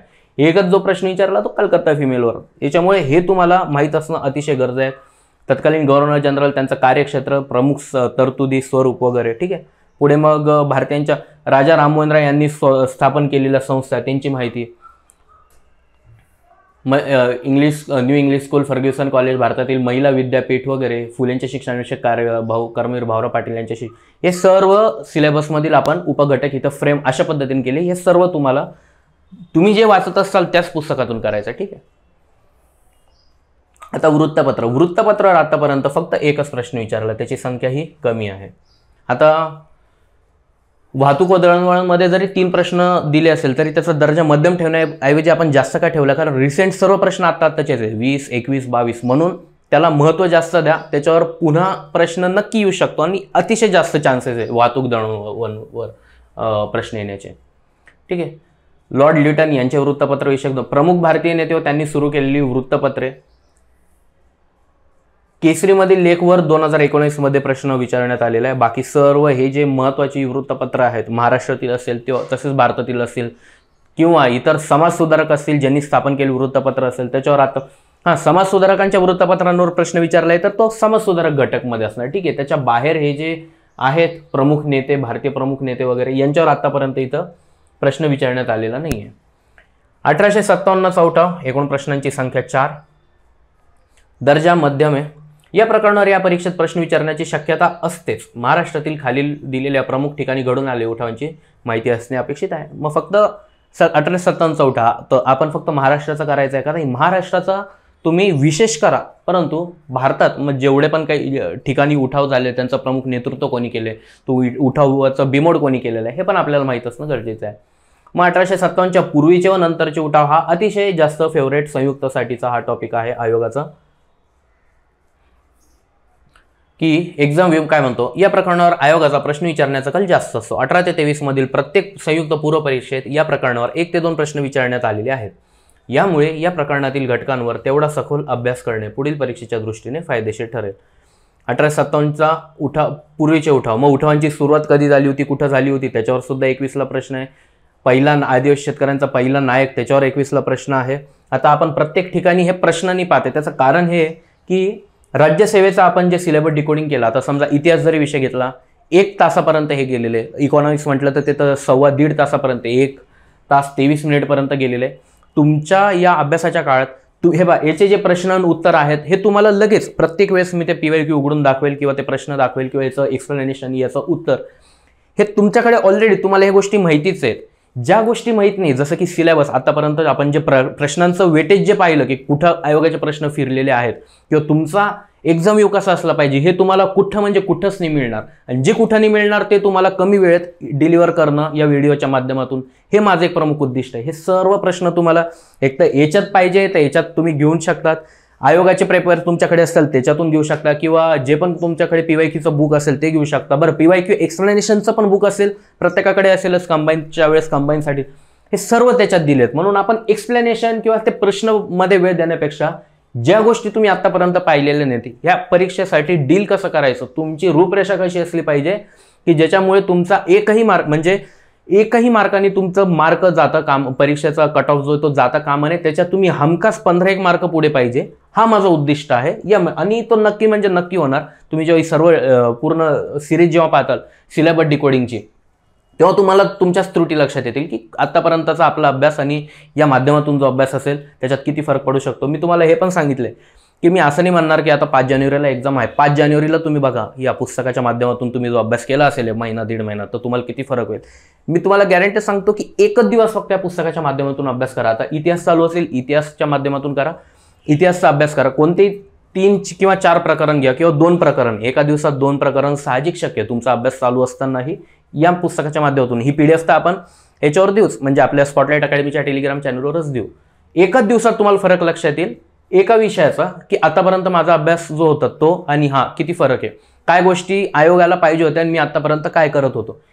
हा तर फक्त एक इतिहास विषय. इथून पुढचे जे इकॉनॉमिक्स, पॉलिटी, त्याच्यात तर अजून खूप खेळ वेगळा आहे. ठीक आहे, त्याच्यात अतिशय इंटरेस्टेड आहे ते सुद्धा, तुम्हाला तेही लक्षात येईल. म्हणून माझं काय म्हणणं आहे, या पुस्तकाच्या माध्यमातून स्वतःला जज करायचं असेल एकच दिवस द्या आणि 2च प्रकरण घ्या, किमान 2 घ्या, 4 घेतले तर अजून चांगलं होईल. जेव्हा तुम्हाला वाटेल की हे या माध्यमातून अभ्यास केल्यावर नंतर हे तुम्हालाच विश्वास येऊन जाईल की मला पूर्वपरीक्षा पास होण्यासाठी काही नाही. त्या पुस्तकावरच आपण एक लाईन पण दिलेली आहे की राज्यसेवा संयुक्त पूर्वपरीक्षा खात्रीशीर पास होण्यासाठीचा रामबाण स्रोत. कारण आतापर्यंतचा जो उणीव होती सिलेबस डिकोडिंगची, सिलेबसला PYQशी मिळून देण्याची, पुन्हा हे एवढं मोठं ॲनालिसिस द्यायची, एक्झाम येऊ द्यायची, बरोबर त्या विषयात किती प्रश्न संख्या आहे, कसे प्रश्न येऊन गेले, कुठं येऊन गेले, संभाव्य कोणते, हे आतापर्यंत तुम्ही कुठंच पाहिलं नव्हतं. आणि ह्या माध्यमातून जेव्हा तुम्ही अभ्यास करणार तेव्हा तुमचा 101% प्रोडक्टिव्ह अभ्यास होईल आणि जे कोणत्या अधिकाऱ्यांनी जी स्ट्रॅटेजी ठेवली ही पूर्ण ही जी आहे ना ही ती म्हणजे 101% ती त्याहीपेक्षा 2 पाऊल पुढे जाऊन दिलेली, कारण त्या गोष्टी त्यांना फक्त एक्झाम क्रॅक होण्यासाठी करायच्या होत्या, त्यांनी त्या वैयक्तिक लेवलवर केल्या. आणि हे तुम्ही सर्वांनी, मी तर काही परीक्षा वगैरे हे देत नाही, या तुम्ही सर्वांनी याचा फायदा घेऊन चांगल्या मार्कांनी तुम्ही पूर्ण परीक्षा क्रॅक करावी म्हणून हे एवढं सुटसुटीत पुस्तक तयार करून हे आपण तुमच्या पुढे दिलेले. ठीक आहे, आता याचा किती कोण कसा फायदा घेतं त्याच्यावर तुमचा त्याच्यावर तुमचा रिझल्ट ठरणार. पण एक गोष्ट नक्की सांगतो की या माध्यमातून जर का तुमचा अभ्यास होत असेल आणि बऱ्यापैकी खूप विद्यार्थ्यांकडे पुस्तक पोहोचलेले आहे, कट ऑफ देखील तेवढा वाढणार, कारण पहा फायदा तर सर्वच जण घेणार, पण हे सर्व घटक जे कंप्लीट करेल त्याला काही म्हणजे काहीच प्रॉब्लेम नसणार पूर्वपरीक्षापासून. नुसतं पुस्तक असून तुमच्याकडे गरजेचं नाही, नुसतं पुस्तक आहे आणि तुम्ही म्हणताल की हां आता पूर्वपरीक्षा पास होईल, या माध्यमातून तुम्ही अभ्यास करा.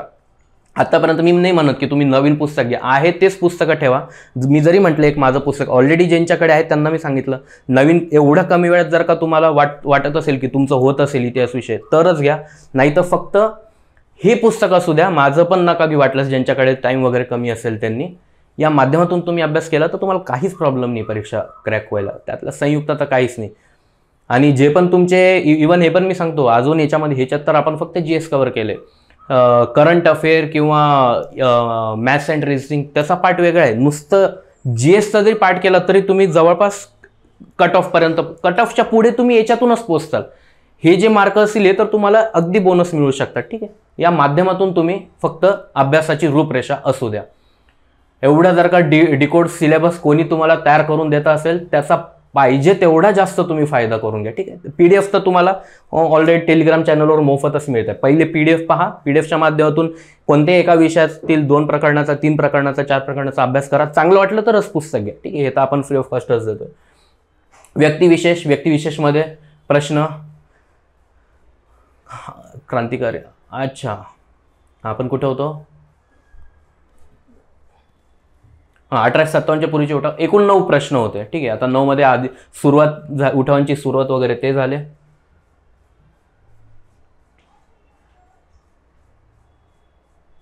त्याच्यानंतर 1857च्या नंतर जेव्हा पबनावर 18ला प्रश्न आहे, न्यू उठावावर आतापर्यंत आलेले नाही. दख्खनचे दंगे अतिशय फेवरेट 2020ला 23ला आलेला आहे. फडकेंच्या बंडावर आतापर्यंत आले 1857च्या नंतरचा उठाव आहे. फडकेंवर आतापर्यंत प्रश्न नाही आलाय, बिरसा मुंडांवर आलेले. मग फडकेंवर याच्या नंतर येणार म्हणजे येणारच, तो अतिशय संभाव्य घटक आहे 1857च्या नंतरचे. 1857च्या पूर्वीचे संथाळांच्या उठावर आले, फरेजी बाकी, आटकरांचे बाकी, हो जमातीचे बंड बाकी आहे.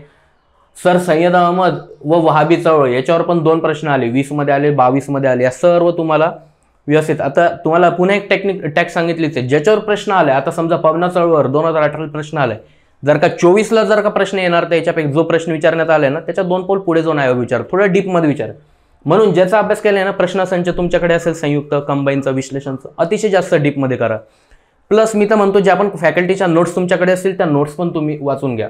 पवना चळवळ बाबतीत नीळ उठाव तुम्ही कोणत्याही पुस्तकातून केलं, साहजिक जेवढं असेल तेवढी माहिती करा, पण ज्याच्यावर प्रश्न आले त्याचा सखोल अभ्यास करा. 2-3 पुस्तकाचा जरी मिळून डेटा ॲड ऑन केला तुमच्या नोट्सवर वगैरे तरी सुद्धा चालेल अशा वेळेस. आता क्रांतिकारी चळवळ प्रश्नांची संख्या किती आहे? 6.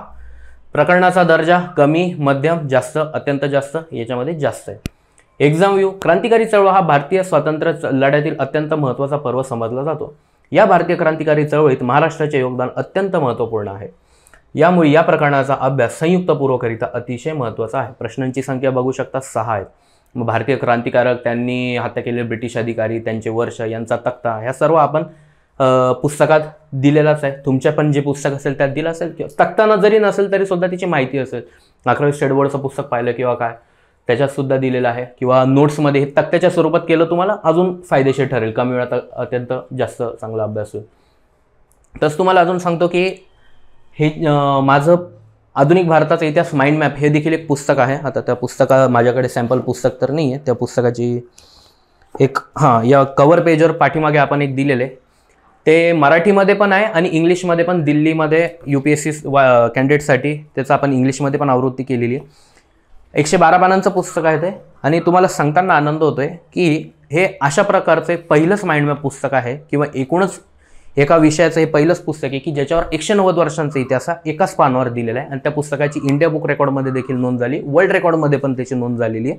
आणि अशा प्रकारचं स्पर्धा परीक्षा क्षेत्रातलं ते एकमेव पुस्तक आहे की ज्याच्यामध्ये एक मेंडेलिव्हचं जसं आपण सायन्समध्ये पिरियडिक टेबल पाहिलं तसं मी त्या पुस्तकाच्या पाठीमागे, समजा आता हे पुस्तक आहे, पूर्ण पाठीमागे पिरियडिक टेबल तयार केलं. 190 वर्षांचे इतिहास असते, एकच पाहून त्याच्यामध्ये गव्हर्नर जनरल आले, सर्व 1885 ते 1947 एकूण 62 वर्षात झालेली 61 अधिवेशनं, म्हणजे तो तेवढा 62 वर्षांचा टेन्युअर वगैरे सर्व विविध कलरच्या माध्यमातून दाखवलेलं आहे.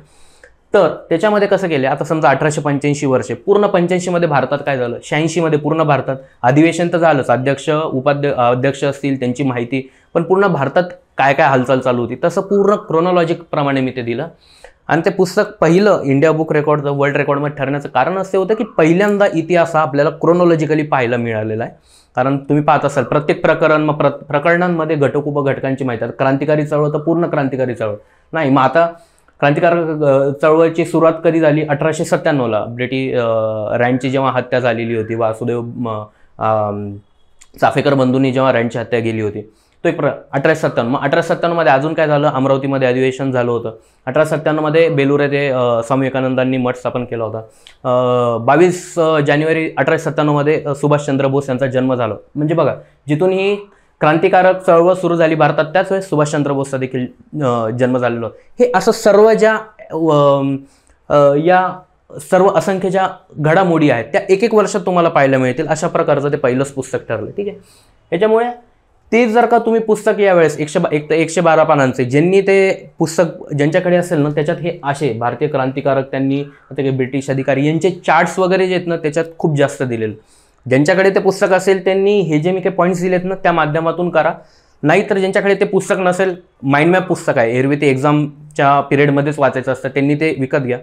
तुम्हाला पुन्हा सांगतो, समजा कुठं जर का ते पुस्तक नाही मिळालं तर 9021515686 मला देखील तुम्ही कॉल करू शकता. मी तुम्हाला ते बुक सेंटर जिथं कुठं तुम्ही असाल मी त्यांचा तुम्हाला देतो की कुठं ते मिळेल वगैरे म्हणून.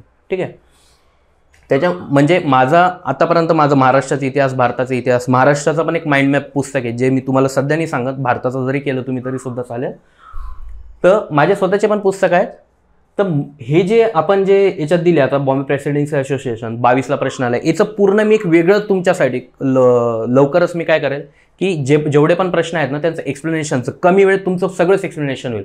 अशी एक सिरीजच घेईल की ज्याच्यामध्ये तुम्हाला जे वाटत असेल की यांचं एक्सप्लेनेशन वगैरे घेणं बाकी ते सर्व त्याच्यात आपण कव्हर करू. ठीक आहे, आता भारतातील महत्त्वपूर्ण संघटना, मग महाराष्ट्रातील संघटना असेल, बंगाल प्रांतातील असेल, याच्यावर आतापर्यंत 2 प्रश्न विचारण्यात आले. भारताबाहेरील देखील असेल, भारताबाहेरील लंडनमधील मद्रास प्रांतातील संघटना, या सर्व संघटनांची संस्थापक, उद्देश व इतर परीक्षाभिमुख माहिती 2 प्रश्न विचारण्यात आलेले आहेत, माहिती असायला पाहिजे. प्रश्नांची आता राष्ट्रीय काँग्रेसची स्थापना, तिचे अधिवेशन, प्रश्नांची संख्या 5, प्रकरणाचा दर्जा मध्यम. काँग्रेसचे अधिवेशन व त्यांचे अध्यक्ष, वर्ष या घटकांवर आतापर्यंत 5 वेळेस प्रश्न विचारून झाले असल्याने किमान 1885 ते 1920 पर्यंत तरी अधिवेशन आपणास पाठ पाहिजे. या प्रकरणावर प्रश्न विचारण्याचे स्वरूप संक्षिप्त असल्याने काँग्रेस संबंधी सर्व संक्षिप्त माहिती पाठ करून गेले. याच्यात मला तर वाटतं आता स्थापना, संस्थापक, उद्देश, सचिव याच्यामध्ये हे जे आहेत 85 ते 46 पर्यंतची अधिवेशनं जवळपास 1890-95 पर्यंतच आहे की ज्यावरच एवढे प्रश्न विचारले. 2019ला पण आहे, 22ला पण आहे, 23ला पण. याच्यामुळे आपण तरी 1920 पर्यंत दिले, पण प्रश्न जे आहेत ना ते 1900च्या आतच आहे, म्हणजे 15 वर्ष 1885 ते 1920 याच्यामध्येच एवढे 3 प्रश्न विचारणे, कधी काही जोडा लाव्यामध्ये, काही फॅक्च्युअलमध्ये. तर तुम्हाला हे सर्व अधिवेशना माहीत असणं गरजेचंच आहे. त्याचे अध्यक्ष अधिवेशन कुठं झालं होतं काय ते. राष्ट्रीय काँग्रेसचे अधिवेशने, मग 1885चे अधिवेशन, मग अध्यक्ष, निर्वाचित अध्यक्ष, स्थळ, या सर्व गोष्टी मी हेच एक्सपेक्ट करतोय सर्व तुम्हाला माहीत असणार. एक तर तुम्ही एक पॅटर्न आहे, याच्या समोरच तुम्ही 1885चे अधिवेशन, अध्यक्ष लगेच तुम्ही नाव लिहू शकता उमेशचंद्र पाटील. नाही लिहायचं तरी सुद्धा चालेल, याची फ्रेम म्हणजे याची टेक्निक तशीच आहे पुस्तकाची.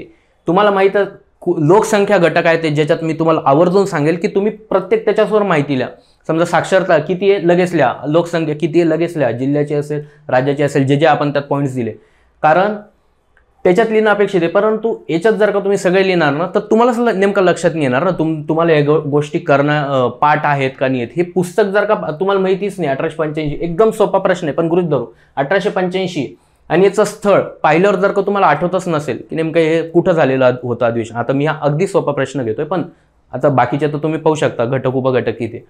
स्थळ जर का तुम्हाला आठवत नसेल की तुम्ही पुन्हा कन्फ्यूज होत असेल ते पुणे होतं का मुंबई होतं किंवा काय, मग तेव्हा तुम्ही जेव्हा पुस्तकात पाहताल आणि पुन्हा इथे येताल तेव्हा तुम्हाला लक्षात येईल नाही याच्यानंतर जेव्हा तुम्ही कधी हे पुस्तक पाहताल तुमचं कधीच चुकणार नाही, कारण तुम्हाला माहिती आहे की हे आठवत नव्हतं हे माहीत झाल्यावर तुम्ही पाहून हे पुन्हा याच्यावर आले ना, मग तुम्हाला कधीच हे प्रश्न चुकणार नाही. साहजिक आहे इथं जर का अशा पद्धतीने जर का तुमचे एक एक घटक उपघटक फिक्स होत असेल, लक्षात येत असेल, तर साहजिक तुमचं टेस्ट सिरीजमध्ये पण याचे मार्क जाणार नाही, आणि ज्या टेस्ट सिरीजमध्ये नाही गेले तर एक्झाममध्ये तर कसेच नाही जाणार. तुम्ही फॅक्च्युअल गोष्टी आता बघा, एवढे विषय आहेत, प्रत्येक विषयात एवढे प्रकरण, प्रत्येक विषयात बाकीच्या एवढं घडामोडी, सर्व पाठ होणं आपल्याला वाटतंय की आपण ते वाचलेले हायलाईट केलेले वगैरे, पण जेव्हा क्वेश्चन अराईज होतं ना तेव्हा आपल्याला लक्षात येतं नाही या गोष्टीचं रिव्हिजन करणं बाकी आहे.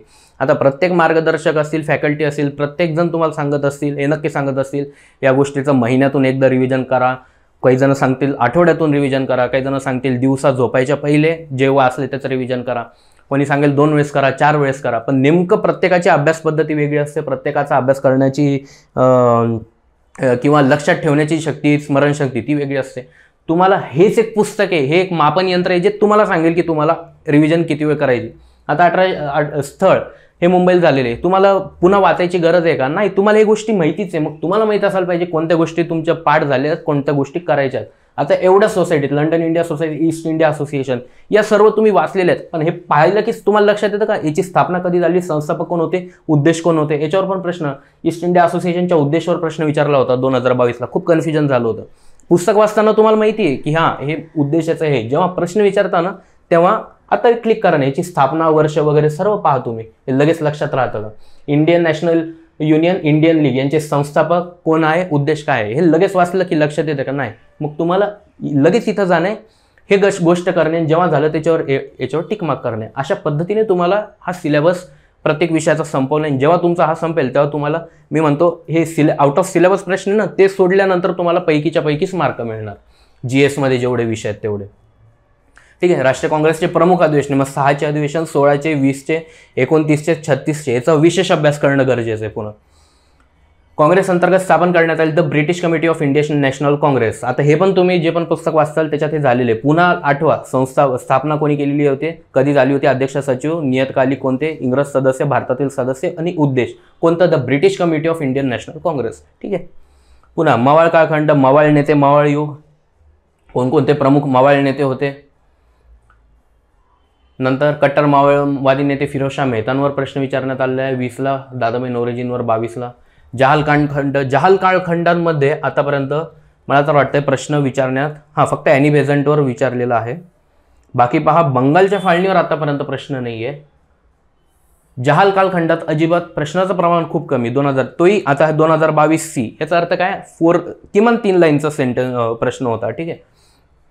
मग तुम्हाला जहालयुग, जहालांची तत्वे साधने हे तर समजा माहितीच असतं. जहाल फूट, सुरत फूट, त्याच्यानंतर लखनौ ऐक्य, लखनौ करार यावर आरामात प्रश्न फ्रेम होऊ शकतो. मग हे जे आपण पाहतो हे फक्त संयुक्तचं सिलेबॅटिक कोडिंग आहे बरं का. आणि हे पण जे प्रश्न फक्त संयुक्तचे, राज्यसेवेचं राज्यसेवेमध्ये दिलेले आपण. ह्याच्यामध्ये तुम्हाला प्राचीननी पाहायला मिळणार, मध्ययुगींनी पाहायला मिळणार, किंवा बरेचसे काही डीप घटक उपघटक आपण याच्यात दिलेले होते, राज्यसेवामध्ये दिलेले होते, जे की संयुक्तमध्ये देण्याची मला तरी वाटत जास्त काही गरज होती, म्हणून संयुक्तमध्ये नाही दिली. आता मुस्लिम लीग स्थापना कोण होते, संस्थापक, अध्यक्ष, प्रोत्साहन, उद्देश, जिनांवर आता 2022ला प्रश्न विचारण्यात आलेले. ठीक आहे. त्याच्यानंतर गांधीयुग. आता तुम्हाला सांगतो, गांधीयुग प्रकरणाचा दर्जा कमी आहे. एक्झाम व्ह्यू काय या गांधीयुग प्रकरणाचा संयुक्त पूर्वपरीक्षेसाठी. गांधीयुग आणि त्यांच्या चळवळी या इतिहासातील अत्यंत महत्त्वाच्या कालखंडावर राज्यसेवा पूर्वपरीक्षामध्ये ज्याप्रमाणे व जेवढे प्रश्न विचारले जातात तेवढे संयुक्तमध्ये विचारले जात नाही, हे आपण खाली PYQचे घटक पाहून लक्षात आलेच असेल. यामुळे या प्रकरणाचा येथे सखोल अभ्यास करण्याऐवजी राज्यसेवा पूर्वकरिता आपण या प्रकरणासाठी जे वाचले असेल तेच पूर्ण रिव्हिजन केले तरी यावर प्रश्न आला तर तो नक्कीच सुटू शकेल. आता तुम्हाला एक गोष्ट सांगतो, ठीक आहे, की राज्यसेवामध्ये तुम्ही जर आता हे बघा, माझं तर इतिहासाचं पुस्तक देखील आहे. ठीक आहे. तरी सुद्धा मला ही गोष्ट माहीत नव्हती, जी की या सिलेबस टॅलीचा पुस्तकाच्या माध्यमातून मीच मला सांगितली असं म्हणावं लागेल, की संयुक्तमध्ये आतापर्यंत गांधीयुग अतिशय जास्त महत्त्व देतो आपण, पण गांधीयुगांवर आतापर्यंत 2018 ते 23 मध्ये 6 वर्षात किती प्रश्न विचारण्यात आलेत? फक्त आणि फक्त एकच प्रश्न, आणि तो एवढा सोपा प्रश्न होता. हे बघा, प्रश्नांची संख्या पण इथं दिलेली 1 आहे.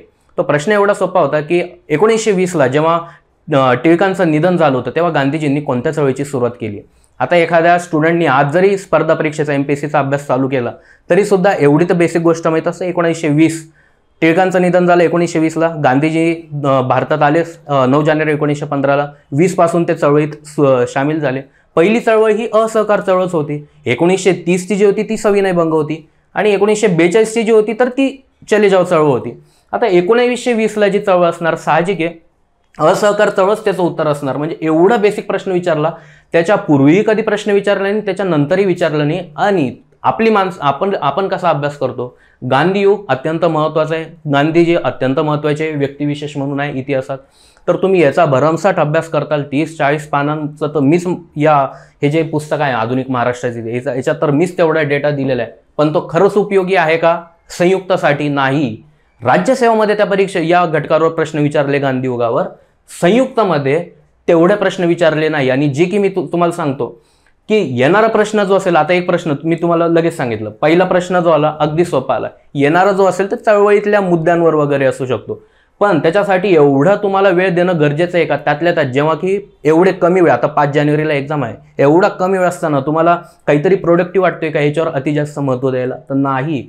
याच्या अगदी समोर आपण तरी, मी हे नाही म्हणत की याचा अभ्यास नका करू, हे जेवढे घटक उपघटक दिलेत, हे बघा, असहकार चळवळीवर 2020ला प्रश्न दिला. आता गांधीजींचं भारतात आगमन, स्थापन केलेल्या संस्था, वृत्तपत्रे, लिहिलेली पुस्तके, सत्याग्रह लढा सुरुवातीचे कोणते होते? चंपारण्य होता, अहमदाबाद होता, खेडा सत्याग्रह होता, असहकार, सविनय कायदेभंग, छोडो भारत आंदोलन. आता त्याच्यामध्ये पण असहकारमध्ये पण त्याची पार्श्वभूमी, कारणे, चळवळीचा कार्यक्रम, खिलाफत चळवळ, मुळशी सत्याग्रह, असहकार चळवळ, चौरी चौरा हत्याकांड, हे एवढे सर्व मुद्दे तरी सुद्धा मी तुम्हाला दिले की एवढे पाठ म्हणजे एवढे करा. मी हे नाही म्हणत आहे की गांधी चळवळीवर एकच प्रश्न आला पुढे नाही येणार, नाही. आयोगाच्या MPSCच्या 2 पाऊल पुढे, 2 नाही 4 पाऊल पुढे जाऊन मी तुम्हाला हे सर्व दिले की हे तुम्ही करा. पण किती वेळ द्यायला देणं अपेक्षित आहे ते पण, म्हणजे कमर्शियल विचार, म्हणजे प्रॅक्टिकली विचार करा तुम्ही. भावनिक होऊन विचार करू नका. गांधीजी आहे, अत्यंत महत्त्वाचे राष्ट्रपिता आहे, अतिशय जास्त खूप मोठा रोल होता स्वातंत्र्य चळवळीत, खूप जास्त डीपमध्ये एक पुस्तकच वाचतो, अजिबात नाही. जेवढं दिले ना मी हे बस तेवढं करा. नाही निघाला मार्क तर मला बोला, एक आला प्रश्न तर यावरच येणार आहे तो, ठीक आहे. आणि मी हे स्वतःचं प्रेडिक्शन नाही करत आहे, सिलेबस दाखवतोय, PYQ दाखवतोय आणि त्याच्या माध्यमातून बोललोय. कदाचित मी काय म्हणतो, अपवादात्मक परिस्थितीत मी जे म्हणतो ते खरंही नाही ठरू शकत. एखादा प्रश्न अतिशय अवघडही येऊ शकतो, पण तो अवघड जो असेल ना तोही बऱ्यापैकी याच घटक उपघटकांभोवती फिरणार असेल. तुम्ही विचार करा की याला आता किती वेळ द्यायचा आहे. याच्यानंतर सामाजिक समतेच्या चळवळी, ब्राह्मणेतर चळवळ, नंतर दलित चळवळ. आतापर्यंत याच्यावर प्रश्न संयुक्तमध्ये आलेला दिसत नाहीये, ठीक आहे. तरी सुद्धा संयुक्ताच्या अनुषंगाने महत्त्वाचे मुद्दे. आता कामगार चळवळ प्रकरण, कामगार चळवळ प्रश्नांची संख्या एकूण 5, प्रकरणाचा दर्जा हा जास्त आहे. एक्झाम व्ह्यू काय, 2020 पासून कामगार चळवळीस आयोगाने संयुक्त पूर्व परीक्षेमध्ये अतिशय जास्त महत्त्व दिले आहे. म्हणजेच गांधी चळवळीपेक्षा ही कामगार चळवळ या परीक्षेच्या दृष्टीने अत्यंत महत्त्वाची असे म्हणणे येथे चुकीचे ठरणार नाही. तसेच नारायण मेघाजी लोखंडे यांच्यावर 2022 पर्यंत सोपे प्रश्न विचारण्यात येत होते, परंतु 23 मध्ये त्यांच्यावर विचारण्यात आलेल्या प्रश्नांचे स्वरूप एकदमच अवघड झाले. यामुळे या प्रकरणातील सर्व घटकांचा सखोलरित्या अभ्यास करणं महत्त्वाचं आहे. जे मी तुम्हाला प्रेडिक्शन सांगत होतो अगदी बरोबर हे तेच आहे. नारायण मेघाजी लोखंडेंवर 2021ला पहिला प्रश्न आला, बऱ्यापैकी सोपा होता. पुन्हा एक प्रश्न आला, तोही सोपा होता. 23ला जो प्रश्न आला तो सगळ्यांना त्याचं उत्तर देता आलंच असं झाले का? नाही. मी तेच म्हटलं, ज्या घटकांवर प्रश्न पुन्हा पुन्हा विचारता येत ना ते डीप जातं. याच्यामुळे त्याच्या पुढे जाऊन आपल्याला अभ्यास करणं आहे. ज्या घटकांवर प्रश्न विचारण्यात आले त्याचा अतिशय जास्त डीपमध्ये, म्हणजे तुम्ही जे पुस्तक वाचत असाल त्याही पलीकडे जाऊन त्या संदर्भातली फॅकल्टी असेल, त्यांच्या महत्त्वाच्या नोट्स असतील त्यांचे पुस्तक वाचा किंवा एक्स्ट्रा माहिती काढून ते वाचा. आणि ज्यांच्यावर आतापर्यंत प्रश्न आले ते तुम्ही आहे त्या पुस्तकातूनच कव्हर करू शकतात, ठीक आहे.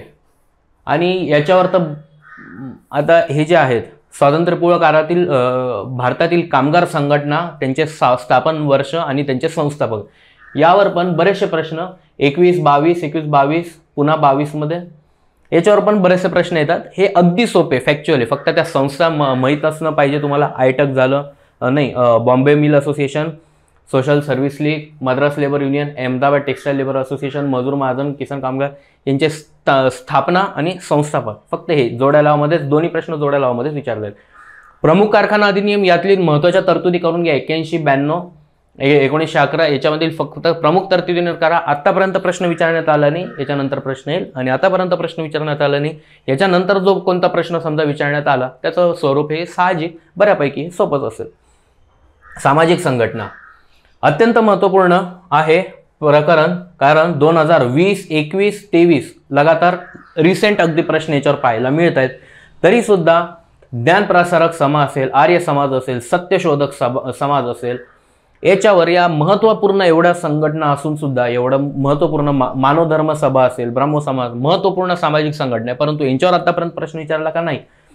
21, 22, 23 मध्ये जे काही परमहंस सभा प्रार्थना समाजावर जे प्रश्न आले आहेत ते प्रश्नाचं स्वरूप पहा. संस्थापक असेल, स्थापना असेल, प्रमुख नेते असतील, सेम बाकीच्या सर्व समाजाचा अभ्यास करून घ्या. त्या पद्धतीने आला प्रश्न तर याच्यावर तसाच येईल. आणि पुन्हा परमहंस सभा प्रार्थना समाजावर जर का प्रश्न आला तर या दोन्हीचे अत्यंत जास्त डीपमध्ये अभ्यास करून घ्या, कारण त्यांच्यावर पुन्हा प्रश्न आला तर तो नक्की डीपमध्ये असेल, अवघड असेल, आणि तो सहजासहजी सगळ्यांना सोडवता येणारा नसेल. याच्यामुळे तुम्ही जी लीड्स घेणार आहे मार्काची ती इथं घेणार आहे या दोन याच्यात. याचा डीपमध्ये अभ्यास करून ठेवायचा.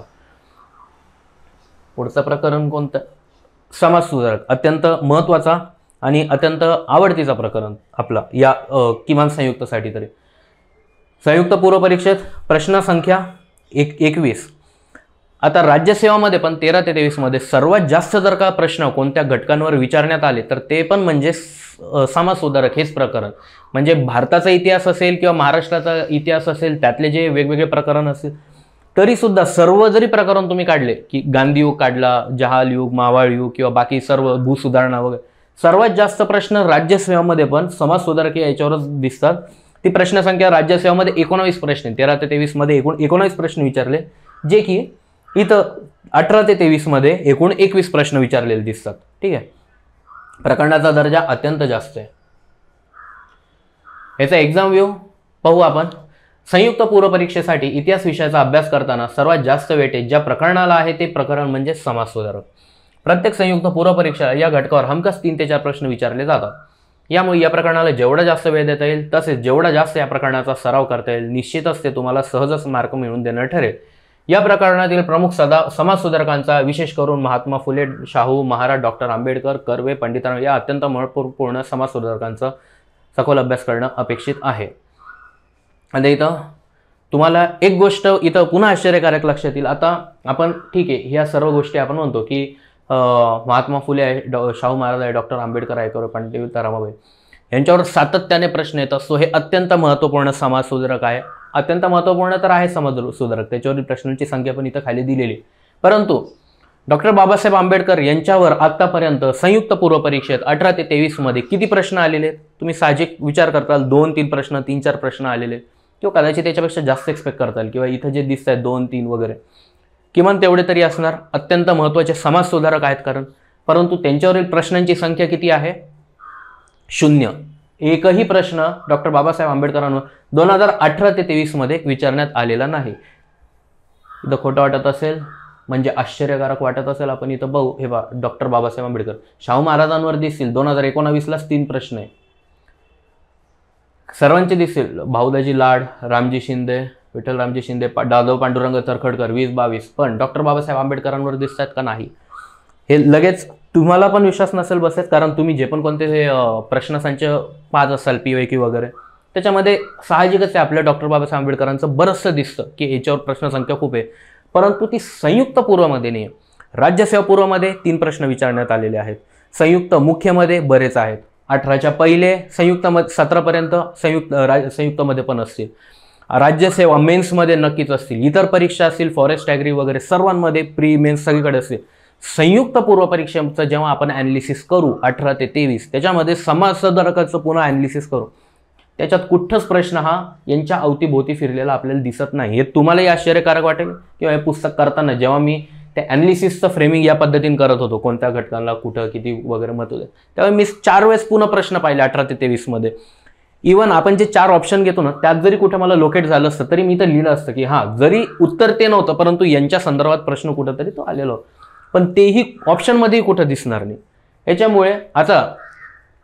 याच्यामुळे आपण असं मी कधी असं म्हटलं का की डॉक्टर बाबासाहेब आंबेडकर यांच्यावर आतापर्यंत प्रश्न आलेले नाहीये, हे नका करू. उलट इथं तर मी पुन्हा तेच म्हटलं की यांचा सखोल अभ्यास करणं अपेक्षित आहे, पण प्रॅक्टिकली विचार करताना आपण काय करायचं, जे आतापर्यंत आपण पाहिले, ज्या घटकांवर आतापर्यंत प्रश्न विचारण्यात आलेला नाही, येणारा प्रश्न जो आहे तर तो साहजिकच सोपा, साहजिकच 101% तो सोपाच असणार असं म्हणणारे का नाही, 101% सोपा नसणार, परंतु येणारा प्रश्न जो असेल तो साहजिक आपल्याला सोपा असेल. माझा डॉक्टर बाबासाहेब आंबेडकर यांचा जन्म, मृत्यू, त्यांचं प्राथमिक शिक्षण, माध्यमिक शिक्षण, कुठं काय, या सर्व गोष्टी करणं अपेक्षित आहे का नाही. इवन या पण जेवढे समाजसुधारक दिसतील तुम्हाला, हे जे सर्व समाजसुधारक दिसतील तुम्हाला, हे प्रश्न कुठं फिरलेले आहेत माहिती का, यांचे फक्त यांचं जन्म ठिकाणवर एकदा जोड्या लावामध्ये प्रश्न आलेला दिसतो, परंतु यांचं सामाजिक कार्य असतील, यांचे प्रशासकीय कार्य असतील, यांनी स्थापन केलेल्या संस्था असतील, त्या संस्थांचे कामं असतील किंवा स्थापन केलेली वृत्तपत्रे असतील, याच ठिकाणी किंवा यांना मिळालेले पुरस्कार आहेत. पंडित रमाबाईंवर तो प्रश्न आलेला, यांना मिळालेले पुरस्कार किंवा यांची एक ओळख, इथपर्यंत प्रश्न आलेले आहेत. मग तुम्हाला यांची फॅमिली पार्श्वभूमी, यांचं शालेय शिक्षण, माध्यमिक शिक्षण, काही पुस्तकांमध्ये आमाप डाटा दिलेला असतो, तो करायचा कोणाच्या बाबतीतच किमान म्हणजे सध्याची जी परीक्षेची जी वेळ आहे ना, ही महिना 1.5 महिना वगैरे, त्यात या गोष्टी करायच्या नाही. हे सर्व प्रश्न तुम्ही पाहू शकता. मी खास समाजसुधारकांवर एक लेक्चर ते नक्की घेणार आहे, भले 15-1 मिनिटाचं असेल ते, त्यात तुम्हाला सगळंच पॉईंट दाखवेल मी की एकच आहे. समजा प्रशासकीय सुधारणा, मग सगळं मग त्याच्यावर दिसतील, किंवा आता वृत्तपत्र, त्याच्यामध्ये मग भाषाश्री जांभेकर दिसतील, पुरस्कारमध्ये त्याच्यामध्ये मग पंडिता रमाबाई दिसतील, कर्वे दिसतील, कोणकोणते घटक आहे, पुरस्कार झालं, सामाजिक संस्था त्यांनी स्थापन केली, हे फक्त 5 ते 6 घटक आहे ज्याच ठिकाणी. मग तुम्ही प्रत्येक जण समाजसुधारकाचा अभ्यास करायचा आणि ते 5-6 घटकच व्यवस्थित करा, प्रश्न तिथंच फिरणार आहे. ठीक आहे, या पद्धतीने आपल्याला या सर्व समाजसुधारकांचा अभ्यास करायचा आहे.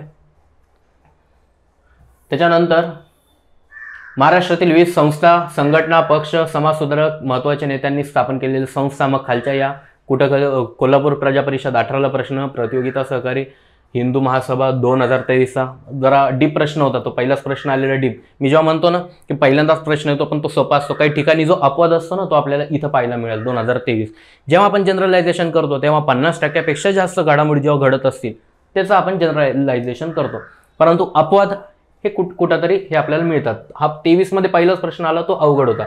याच्यामुळे इथं पुन्हा मला वाटत नाही की प्रश्न फिरला तर एसआय एक्सप्लेनेशन मध्ये आपल्याला तो त्याची माहिती वगैरे मिळतेच.